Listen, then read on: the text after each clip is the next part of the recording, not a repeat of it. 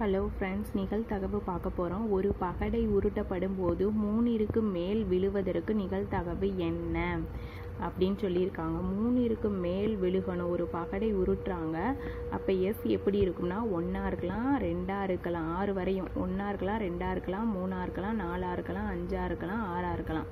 அப்போ என் of S வந்து நம்மளுக்கு 6. ஒரு பகடை உருட்டப்படும் போது 1 2 3 4 5 6 ஏதாவது விழுகும்.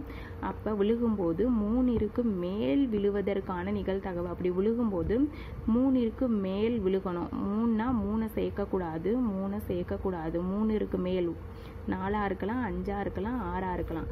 அப்படி விழுகும்போது 4 விழுகலாம், 5 விழுகலாம், 6 விழுகலாம். அப்போ என் ஆஃப் ஏ எவ்வளவு? 1 2 3. என் ஆஃப் ஏ ஈக்குவல் டு 3. இப்போ நம்மளுக்கு தேவை வந்து பி ஆஃப் ஏ. 3ற்கு மேல் விழுவதற்கான நிகழ்தகவு 4 5 6 விழுகலாம். அப்போ P of A equal to N of A by N of S. N of A என்னன்னு தெரியும் 3, என் ஆஃப் எஸ் என்னன்னு தெரியும் 6.